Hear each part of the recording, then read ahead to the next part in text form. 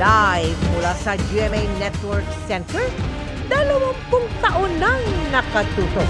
24 oras. Magandang gabi po, Luzon, Visayas at Mindanao. Sa gitna ng dagsa ng Balik Metro Manila, matapos ang undas, isang SUV na may plakang pang-senador ang dumaan sa EDSA bus lane kahit bawal. Nagtangkapang managasa ng sumitang enforcer ang driver ng SUV na nag-dirty finger din umano. Kaya paghimok sa LTO ng Senate President, tukuyin agad kung sino ang driver at kanino ang SUV. Nakatutok si Oscar Oida.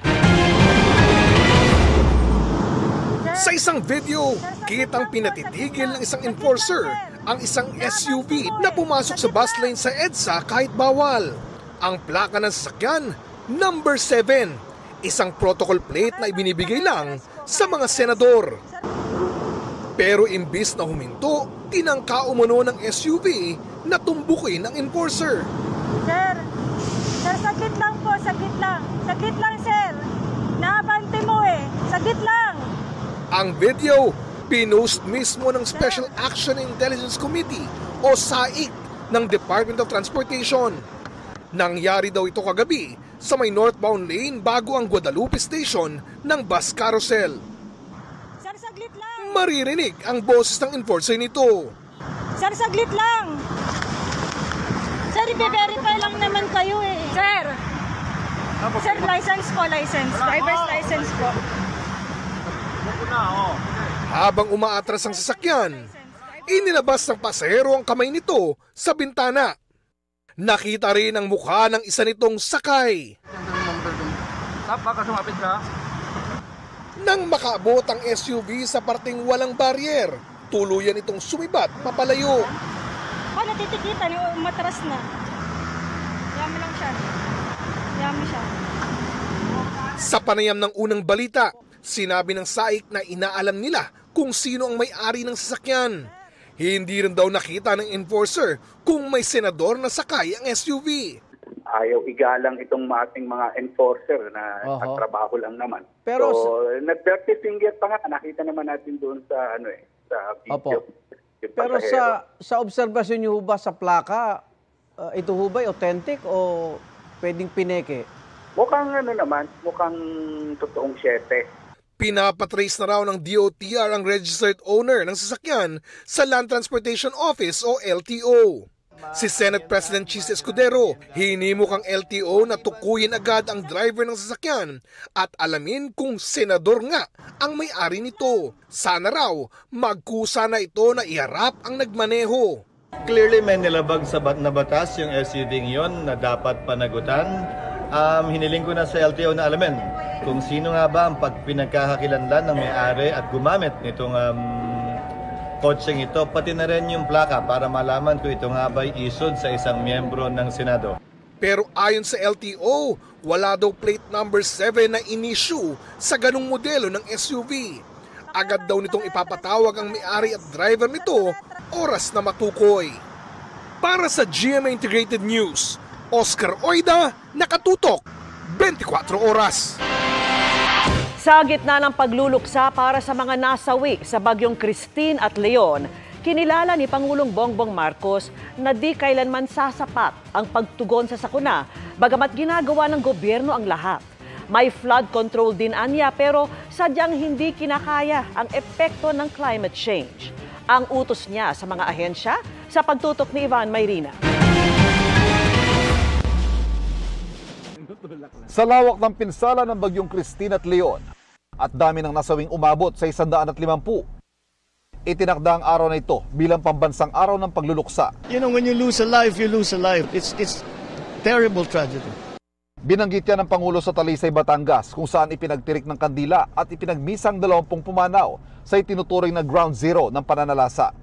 Pagkilala ng Pangulo, hindi kailanman sasapat ang ginagawa ng pamahalaan hanggang may buhay na nawawala dahil sa kalamidad. It's never enough. It's never enough. I wish we could do more. We're doing everything that we can. Sa buong lalawigan, 61 naman ang kabuang bilang ng pumanaw para makatulong sa pagbangon. Namahagi ang gobyerno ng tig 10,000 para sa mga benepisyaryo mga materyales para sa muling pagpapatayo ng mga nasirang bahay at 10 milyong piso para sa lokal na pamahalaan. Habang sa katabing bayan ng Laurel kung saan 11 namatay, ininspeksyon din ang isang tulay. Dito, 1 bilyong pisong halaga na infrastrukturang winasak ng Bagyong Christine, dagdag sa mga naunang pagsubok sa lugar. Talagang malaki pong pangyayari po ito sa aming buhay. Nakaligtas po kami sa putok ng bulkan, ito naman po nangyari sa amin. Ang pag-apaw ng mga ilog, pagragasa ng baha at pambihirang buhos ng ulan, tila paulit-ulit na tema sa mga pagbahang dulot ng mga nakalipas sa bagyo. Sa gitna ng mga tanong kung saan napupunta ang pondo para sa mga flood control project na umabot ng halos 300 bilyong piso noong 2023 at tig mahigit 300 bilyong piso ngayon 2024 at 2025, bubusisiin ng Senado ang budget ng DPWH. Welcome ito sa Pangulo, pero pagdidiin niya, matindi ang climate change, kaya hirap kahit ang mga inilatag na proyekto. Talagang nang-overwhelm ang flood control natin. May flood control tayo, hindi kaya. Hindi talaga kaya dahil sa buong kasaysayan ng Pilipinas, wala pang ganito. Ngayon lang natin haharapin ito. Tignan ninyo, hindi lamang dito. Nakita nyo ba yung nangyari sa Espanya? Nakita nyo ba yung mga nangyayari sa iba't ibang lugar? Sa States, yung mga nangyayari. Ganyan din. Doon din sa mga lugar na yun, ngayon lang nangyari yan. Bahang hindi pa nila nakita sa tanang buhay nila. Ganyang inilarawan ng mga taga Laurel, Batangas ang bahang nanalasa sa kanilang bayan sa kasagsagan ng Bagyong Christine na nagpadapa sa Bayoyungan Bridge dito sa aking likuran. Kaya naman ang Pangulo may tagubilin sa mga ahensya ng gobyerno. Inatasan na ang Department of Science and Technology na paigtingin ang mga warning system at komunikasyon sa DILG para mas mabilis na may parating sa mga lokal na pamahalaan ang mga babala. Pinarerepaso rin sa DPWH at sa DNR ang disenyo sa mga kalye at tulay para maging mas akma sa nagbabagong klima. Mula sa Batangas, para sa GMA Integrated News, Ivan Mayrina, nakatutok, 24 oras. Lalong lumakas at posibleng maging isang severe tropical storm ang Bagyong Marce habang lumalapit sa kalupaan. Ang posibleng daanan, mga lugar na unang sinalanta ng Bagyong Christine at Leon. Nakatutok si Mariz Umali. Hindi pa man tuluyang nakakahinga ng maluwag ang mga sinalanta ng Bagyong Christine at Leon, heto't nagbabanta na naman ang ngayon tropical storm ng si Marce. Kung ikukumpara ang track ng Bagyong Marce sa naging pagkilos ng Bagyong Christine at Bagyong Leon, extreme northern o northern Luzon din ang tutumbukin nito. Ang Bagyong Christine naglandfall sa Isabela at tinawid ang northern Luzon, habang dumikit naman sa Batanes ang Bagyong Leon saka naglandfall sa Taiwan.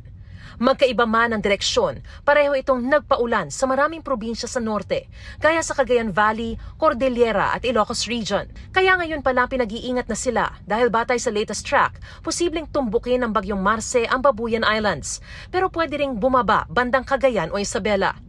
Sa area of probability o area of uncertainty, maaaring mahagip din ng trough o buntot ng bagyo ang ilang bahagi ng Central Luzon, gaya ng naranasan din noong Bagyong Christine at Leon. Inabisuhan ng ating mga kababayan na patuloy na maging alerto at mag-antabay, lalo't posible pa raw bumagal si Marce at lumakas din at maging isang severe tropical storm bukas at kinagabihan o sa Miyerkules ng umaga ay pwede pa raw itong umabot sa typhoon category. Posible namang umabot daw sa signal number 4 ang bagyo. Kapag mabagal ito ng malapit, so may posible nga rin naman na mas maramdaman yung mga lakas ng hangin at mga lakas ng mga pag-ulan. May kita nga rin natin dito sa may track ni Marce na halos yung dadaanan ng area ay sa gitna ni Leon at ni Christine. Kaya yung mga areas na naapektuhan nung previous sa dalawang bagyo, kailangan pa nga rin nating maghanda. Di lang ulan at hangin, posible rin daw magdulot si Marce ng storm surge o daluyong at malalaking alon sa dagat. Naka-alerto naman daw ang mga lokal na pamahalaan sa panibagong bagyo. All the local government units have been mobilized.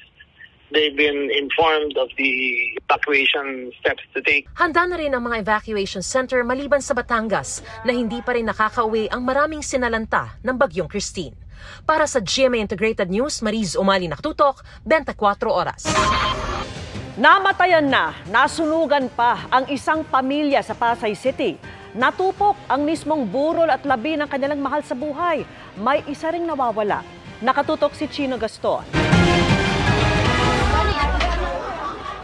Pasado alas 11 ng umaga nang biglang sumiklab ang sunog sa pagitan ng Barangay 1 at 2 sa Pasay City. Sa lakas at bilis ng pagkalat ng apoy, 15 bahay ang nasunog at 40 pamilya ang nawalan ng tirahan.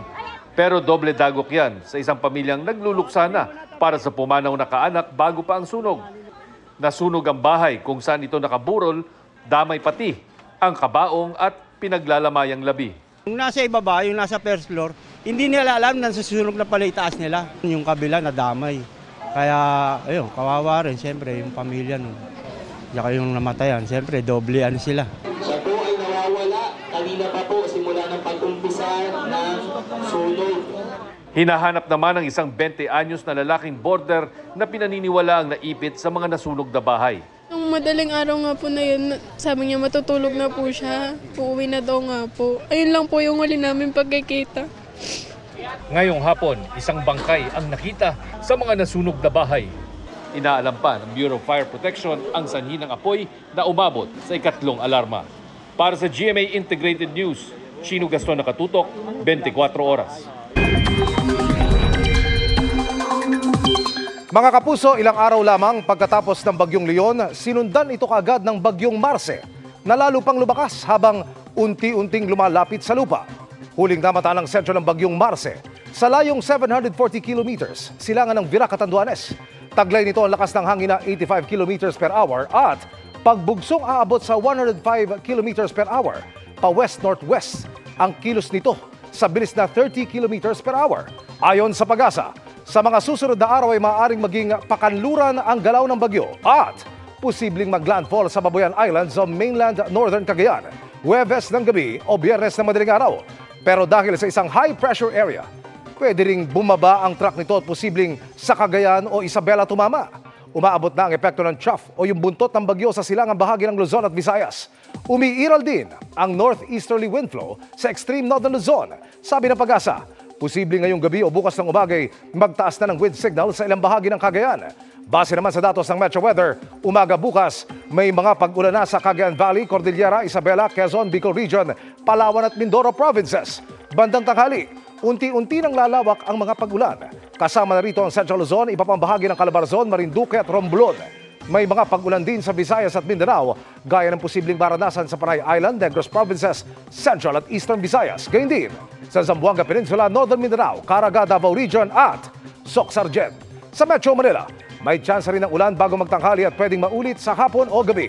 Magiging maalo naman at delikadong pumalaot ang maliliit na sasakyang pandagat sa Batanes, Babuyan Islands, Ilocos Provinces, Isabela, Northern Aurora at Eastern Seaboard ng mainland Cagayan. Handang magbigay ang Senado ng certified copy ng transcript ng pagdinig nila sa Duterte drug war kung hihingin ng International Criminal Court o ICC. Pero dapat may rason, ayon kay Senate President Cheese Escudero. Nakatutok si Mav Gonzalez. Hindi raw magdadalawang isip ang Senado na ibigay ang transcript ng pagdinig ng Senado sa War on Drugs ng Duterte administration basta't may dahilan. Kasunod yan ng malalamang pahayag ni dating Pangulong Rodrigo Duterte kabilang ang pag-aming meron siyang death squad na binawi kalaunan.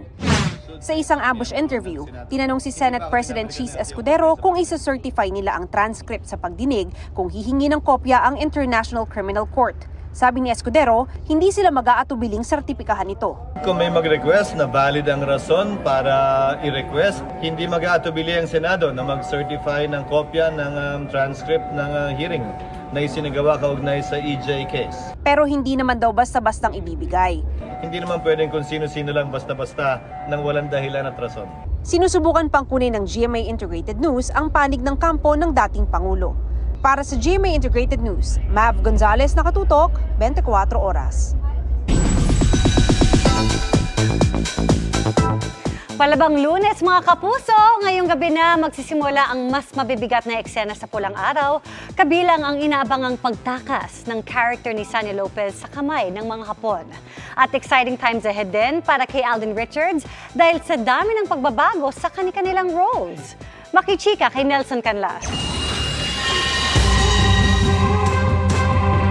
Mas palaban at mas tumapang, yan ang ngayon ang pagbabago sa mga karakter nina Eduardo, Teresita, Adelina at maging si Hiroshi. Ako yung unang naging palaban sa totoo lang. Ako ang kuya, si Hiroshi, si Teresita at si Adelina. Gumagawa na rin sila ng mga sarili nilang paraan para makalaban sa mga Hapon. So marami pa, exciting times ahead for Pulang Araw. Inaabangan na rin ng marami kung magtatagumpay ba si Teresita sa mga plano niyang pagtakas sa gitna ng matinding pagbabantay ni Colonel Yuta Saito na ginagampanan ni Dennis Trillo. Actually, yun nga ang bungad sa akin. Makakatakas ka ba?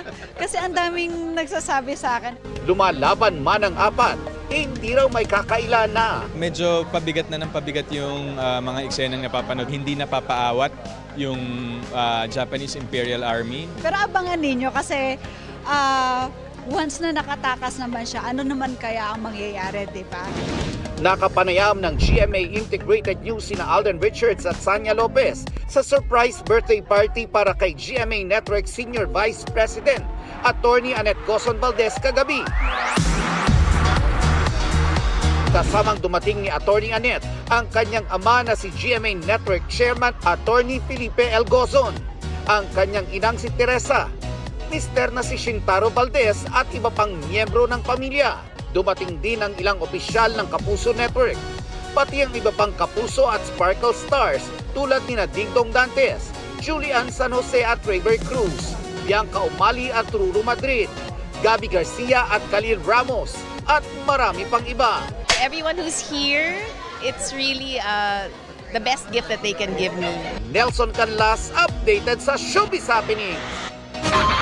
Dahil tapos na ang undas, full blast ang holiday mode sa Pilipinas, kabilang sa pinipilahang pwesto ng mga Christmas decor sa Dapitan Street. At nakatutok si Mark Salazar.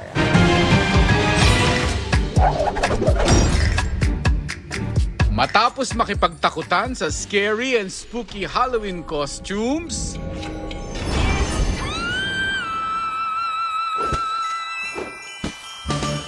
it's time, ika nga ni Queen of Christmas Songs, Mariah Carey, para ilabas ang makukulay na costumes lalo't 51 days na lang, Pasko na!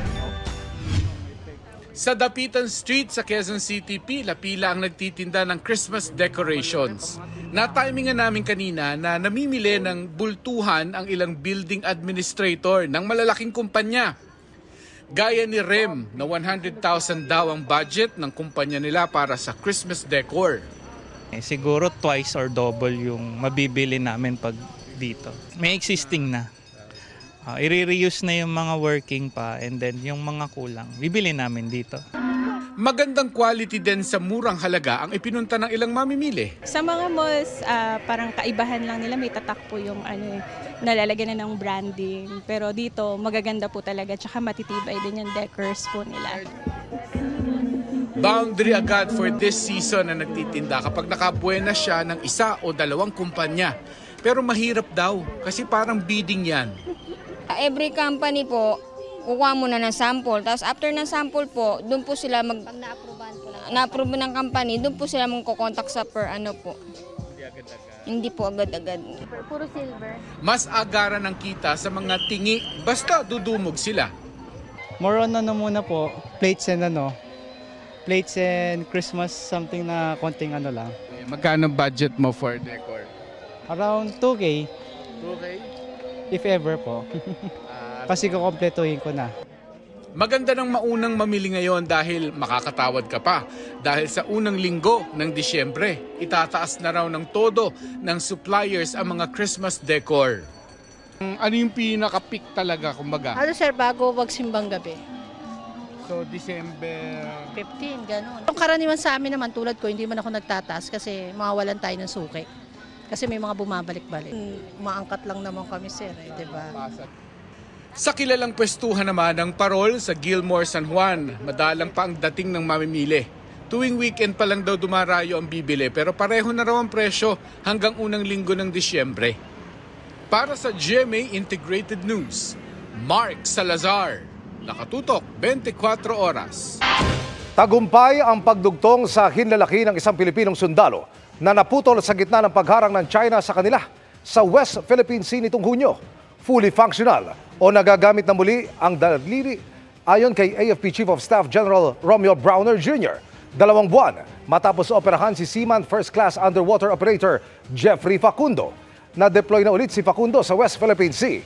Naputulan ng hinlalaki si Facundo nang harangin ng China Coast Guard ang Rotation and Resupply Mission o RORE sa Ayungin Shoal noong June 17. Pinag-aaralan na ang paglikas sa libu-libong taga Negros Occidental dahil sa nagpapatuloy na aktibidad ng Bulkang Canlaon.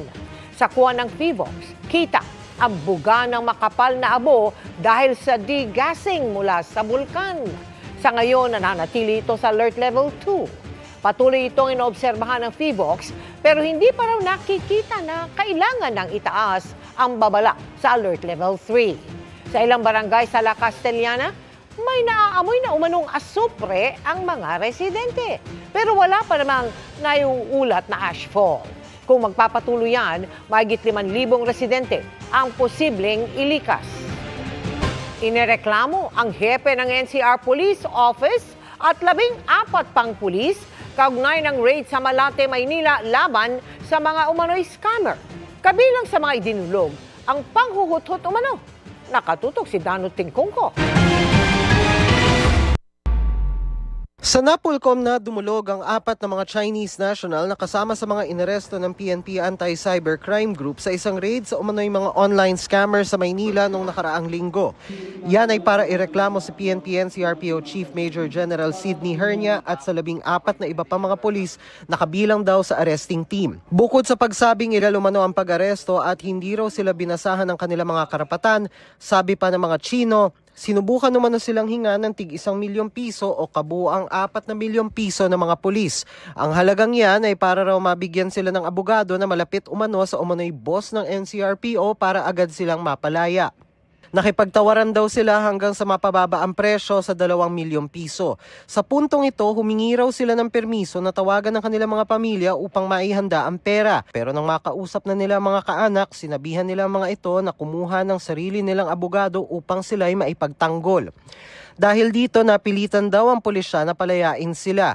Bukod sa reklamong administratibo laban sa mga pulis, nais ng mga Chinese national na patawan ng preventive suspension si Hernia para hindi raw nito maimpluwensyahan ng investigasyon. Sinusubukan pa naming makuha ang panig ni Hernia at ng Philippine National Police. Magsasampa naman daw ng reklamo ang may-ari ng gusali sa Maynila kung saan nagsagawa ng raid ang PNP ACG. Kung nakipag-ugnayan lang daw sa kanila ang pulisya bago ang raid, malalaman daw ng mga ito na ibang opisina na ang umuokupa sa 23rd floor ng gusali na ni-raid ng mga pulis. This is a licensed POGO operator before whose license was revoked already last year. A simple phone call would have clarified that Vertex is no longer in this building. Pero that was not done, and what happened was they came charging to the 23rd floor and actually even the 32nd floor. Pero sabi ng PNP, nagpalit lang ng pangalan ang kumpanyang Vertex. Pero parehong mga tao pa rin ang nag-ooperate. Well, they could always make their claims po. Kakapatan po nila yan. If they would like to question po the validity and basis po ng police operation po, they are not precluded from doing so po. But on the part of the PNP, kausap ko po kanina ang RD po ng NCRPO, kausap ko din po mismo ang director po ng ACG. They are standing by their police operations po. Nagpakita rin ang abogado sa media ng mga video ng paggalaw umano ng pulisya sa ilang mga CCTV sa 23rd floor matapos ang pagpapatupad ng search warrant. Bagamat wala pang linaw kung sino ang gumalaw sa CCTV, kung kailan ito nangyari. There's a possibility of people trying to avoid accountability on how they're moving on the 23rd floor.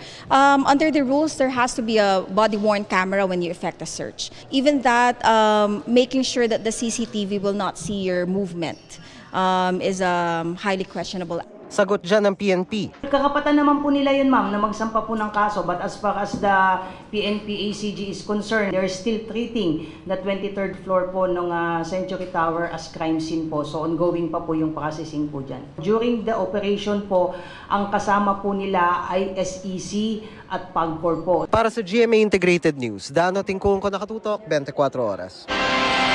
Kasabay ng midterm election sa susunod na taon, ang kauna-unahang regular election naman para sa Parlamento ng Bangsamoro o yung opisyal na tinatawag sa Bangsamoro Autonomous Region in Muslim Mindanao o BARM. Mahalaga po yan lalo't ang pagtatatag ng Bangsamoro ay bunga ng mahabang pakikipaglaban para magkaroon ang mga taga roon ng mas malawak na pagdedesisyon sa pamamahala sa rehiyon. Unang bunga ng mga peace talk ang dating Autonomous Region in Muslim Mindanao o ARMM na itinatag noong 1989 at binubuo ng Basilan, Lanao del Sur, Maguindanao, Sulu at Tawi-Tawi. Sila rin ang mga ipinanukalang isama sa ipinalit na BARM noong 2019. Pero sa isang plebisito para pagtibayin ang Bangsamoro, tumutol ang mayorya ng bumoto sa Sulu. Kaya nitong Setyembre lang ay hindi na isinama ang Sulu sa Bangsamoro ng pagtibayin ng Korte Suprema ang constitutionality nito. At dahil sa pagbabago, inihain na ngayong araw ang isang panukala sa Senado para ipagpaliban na naman ang eleksyon sa Bangsamoro. Narito po ang pagtutok ni Efren Mamak ng GMA Regional TV. Sinimulan ngayong araw ang filing ng Certificate of Candidacy para sa kauna-unahang Bangsamoro Parliamentary Elections na kasabay ng 2025 national and local elections sa Mayo. Pero may usapin ngayon ng posibleng pagpapaliban ng eleksyon para sa mga uupo sa Bangsamoro Parliament. Nagkaroon kasi ng kwestiyon kung ilang kinatawan ang dapat ihalal. Sa ilalim ng Bangsamoro Organic Law na nagtatag ng BARM, 80 seats sa Parliament ang dapat punan. Pero sa desisyon ng Korte Suprema, inalis ang lalawigan ng Sulu sa territorial jurisdiction ng BARM dahil hindi ito bumoto para sa ratifikasyon ng batas sa plebisito noong 2019. Ayon sa Commission on Elections, sa halip na 80, 73 na lamang ang ihahalal dahil hindi nakabilang ang 7 district representatives na para dapat sa Sulu. We will conduct the election base doon sa 25, basta hindi 32 na kasama dapat ang Sulu. Kung paano pupunan yung kabuuan ng 80 dahil 73 lamang ang magiging membro ay wala sa jurisdiction ng COMELEC yon. Either nasa Kongreso yan o nasa Bangsamoro Parliament. Ang Senado, planong talakayin ang pagpaliban ng parliamentary election sa BARM para matugunan ang issue. Para ma-amyendahan yung mga kailangan amyendahan sa batas. Maliban doon sa kaso ng Sulu, meron din kasing mahigit 100 barangay na may munisipyo pero walang probinsya at walang distrito, partikular karamihan doon sa North Cotabato. Ang BARM ay binubuo ng Basilan, Lanao del Sur, Maguindanao at Tawi-Tawi. Sabi ni Garcia, tuloy ang kanilang paghahanda sa Bangsamoro elections. Gusto natin ipakita na hindi naman napapaapekto ang COMELEC sa mga maaaring ma-file na ganyan sapagkat again, hanggat walang batas na andun yung paghahanda ng Commission on Election, tatapusin natin itong filing ng candidacy. Sa ngayon, mahigpit ang pagpapatupad ng seguridad ng kapulisan sa COC filing na magtatagal pa hanggang sa Sabado, November 9. Mula sa GMA Regional TV, Efren Mamak, nakatutok 24 oras. Peke ang plakang pangsenador na ginamit ng puting SUV na pumasok sa EDSA bus lane kahit bawal. Ayon po yan sa LTO. Kinumpirma nila yan kay Senate President Cheese Escudero. Base sa kanilang mga pagsusuri, anila, walang security feature ang plaka ng SUV na dapat ay mayroon sa mga lehitimong plakang pangsenador. Ang number 7 na plaka ay ginagamit din anila dapat sa likod at harap ng sasakyan. Ang lalaki namang nasa harap ng sasakyan, pinaghihinala ang security aid ng pasahero sa likod ng umano'y VIP. Pero ayon kay Senador Escudero, kailangan pa rin matukoy kung sino ang may-ari ng sasakyan dahil sa paglabag nito sa batas. Lookout Bulletin Order laban sa 7 opisyal ng Office of the Vice President ang inirekomenda ng resource person ng isang komite sa Kamara. Yan ay dahil hindi pa rin sila dumadalo sa mga pagdinig kaugnay ng confidential funds. Nakatutok si Tina Panganiban Perez. Para maiwasan makapuslit ng bansa ang ilang resource person ng House Committee on Good Government and Public Accountability, sumulat ang komite sa Department of Justice para magpalabas ng lookout bulletin order laban sa 7 opisyal ng Office of the Vice President. Ilang beses na kasing iniisnab ng mga naturang opisyal ang mga imbitasyon ng komite kaugnay sa investigasyon sa paggamit sa confidential at intelligence funds. Pinapamonitor ng Kamara ang mga opisyal dahil may subpoena ang mga ito galing sa Kamara. And they can leave. As long as walang ganon, hindi naman natin mapipigil yan dahil constitutional right din naman nila na makaalis. So at the very least, ang pwede nating ma-check dyan is ma-check yung kanilang itinerary. Kung hindi pa rin sisipot ang pito sa pagpapatuloy ng hearing bukas, posible silang makontempt. Ayon kay Chua, hindi imbitado si Vice President Sara Duterte, pero welcome naman daw itong dumalo kung gusto nito. Ipinaliwanag pa ni Chua na ang pangunahing layunin ng pagdinig ay ayusin ang mga butas sa batas kaugnay sa confidential at intelligence funds. Bakit yung mga ahensya na wala namang kinalaman sa intelligence gathering nabibigyan ng confidential fund? Ang isa pa sa nakikita namin dito ay yung medyo nagiging lax yung pag-monitor dito. So dapat yan medyo mahigpitan. Hinihinga namin ang pahayag ang Department of Justice sa kahilingan ng Kamara. Sinusubukan din namin kunin ang panig ni Vice President Sara Duterte tungkol dito. Sa kanyang talumpati naman sa muling pagbubukas ng sesyon ng Kamara, tiniyak ni House Speaker Martin Romualdez na hindi sila magpapadaig sa mga humaharang sa pagdinig ng Quad Committee sa mga isyu ng droga, extrajudicial killings, pogo at iligal na pagbili ng mga Chinese national na mga lupain sa bansa. Hindi tayo matitinag. Hindi tayo papayag na muling bumalik ang panahon ng kadiliman at kasamaan. Para sa GMA Integrated News, Tina Panganiban Perez, nakatutok, 24 oras. Dahil po sa early voting, nakaboto na ang kalahati ng mga botante sa US presidential elections. At base po sa mga survey, dikit ang laban ni US Vice President Kamala Harris at dating US President Donald Trump. Ang epekto ng kanilang eleksyon sa Pilipinas sa pagtutok ni Rafi Tima. Formal nang nagsarang early voting sa Amerika at bukas magsisimula na ang botohan sa mga polling center. May mahigit 100 at 61 milyong botante sa Amerika at halos kalahati sa kanila bumoto na sa pamamagitan ng early voting. Sa ngayon, nag-iikot si Democratic nominee Vice President Kamala Harris sa Michigan habang si dating Pangulong Donald Trump ng Republican Party nasa Pennsylvania, kapwa mga tinatawag na swing states. Base sa mga survey, walang malinaw na leader sa dalawang kandidato kaya kung sino ang mananalo sa 7 swing state, posibleng maging susunod na Pangulo ng Amerika. That's going to be really where the decision will be made, so to speak, dahil neck and neck sa lahat ng mga ibang mga states that will bring the electoral votes to close to 270.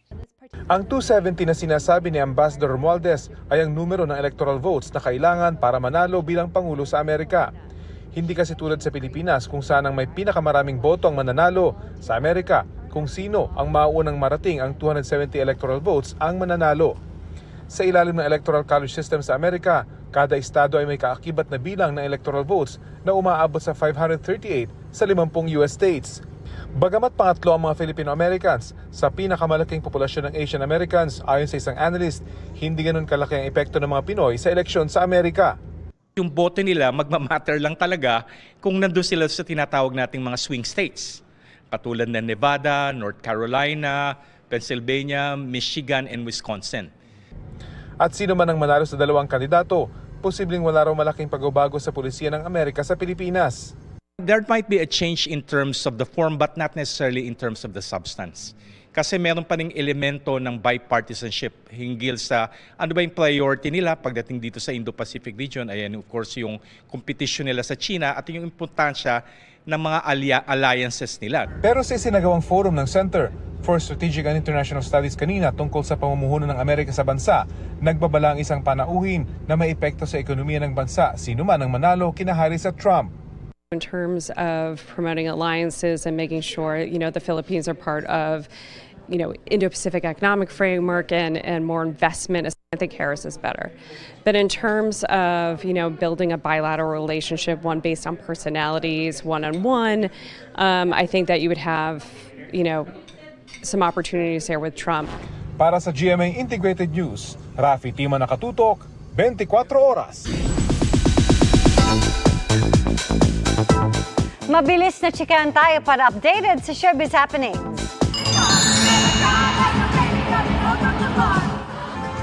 Ultimate fangirling mode ang activated kay Barbie Fortesa. Time out muna siya sa pagiging Adelina para mag-enjoy sa dream come true na maka-attend sa Eras Tour ni Taylor Swift.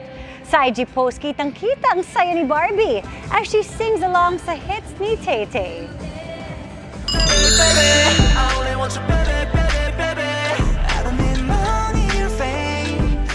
It's another bop by the superstars themselves, 17, dahil ni-release na ang kanilang title track na Love, Money, Fame, but this time it's a remix.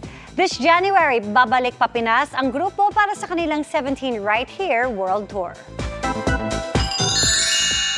Looking good and pogi si Jaeyeon ng NCT matapos i-share ang kanyang newest buzz cut look. Tila not so sweet naman ang new look para sa fans dahil sa kanyang military enlistment na nakaset ngayong araw. Umamin na si Kobe Paras na officially dating na sila ni Kylene Alcantara. Happy and moving forward na rin ang ex ni Kylene na si Mavi Legaspi na may pinaghahandaan pang comeback project. Yan ang chika ni Nelson Canlas. 5 buwan matapos unang mapansin ng netizens ang palitan ng sweet comments online, naispatan na magka-holding hands at magkasama pang dumalo sa GMA Gala ngayong taon. Inamin na ng basketball player na si Kobe Paras ang real score sa kanila ni Sparkle star Kylene Alcantara. Cosmo. Sa interview ng Cosmopolitan Philippines, tinanong si Kobe kung sino ang kanyang biggest crush. Ang sagot niya ay si Kylene Alcantara dahil nasa dating stage na raw sila. Kylene Alcantara because we are dating. Nang makapanayam naman namin si Kylene noong Agosto bago ang trip niya sa New York kasama ang kanyang family, friends at si Kobe. May kakaibang paglalarawan si Kai kung anong meron sila ni Kobe. It's a different feeling po. So I don't know the exact words to describe it. Lumalabas na lang siya through actions. Para naman sa ex ni Kylene na si Mavi Legaspi. The person's happy, I'm happy. Let's end the year in a good note na peaceful. Moving forward na raw si Mavi dahil nangyari na ang mga nangyari at mas magandang iwanan na sa nakaraan ang mga ito. What's done is done also and lahat naman masaya. Pero ready na kaya siyang makasalubong si Kylene? I've always been civil. At the end of the day, we're all just looking for happiness in our lives. So kahit magkasalubong kayo? Oh yeah. So nagkasalubong na kayo? Yeah, a couple of times. Nod, smile, yeah. It's been okay, naman. Sa ngayon, enjoy daw siya sa pagiging single. I'm mingling in the gym, working out. Masasabi ko lang, my heart's happy. That's it. Ready to face the world na rin daw siya in his new and improved version. Sa ilang IG snaps, ipinasili pa ni Mavi ang bagong look na mas fit and healthy. In time for his 24th birthday sa January, naghahanda na rin siya para sa isang comeback project. Also actually very focused on diet, working out. Makikita nyo in the very near future kung bakit kailangang papayat. Nelson Canlas, updated sa Showbiz Happening. At yan ang mga buhay naman akong chika this Monday night. Ako po si Iya Arellano. Miss Mel, Miss Vicky, Emil. Thank you, Iya. Salamat sa iyo, Iya. At yan ang mga balita ngayong Lunes, mga kapuso.